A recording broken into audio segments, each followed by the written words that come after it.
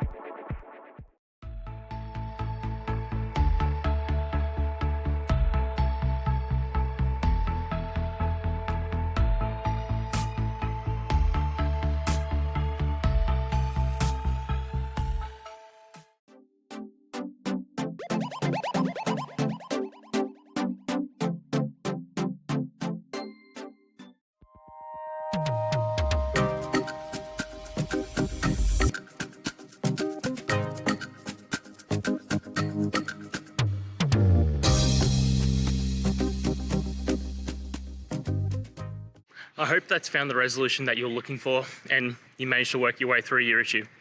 Please, if it did help, hit subscribe. I'd really appreciate it. And until the next technical time you need help, have a good one.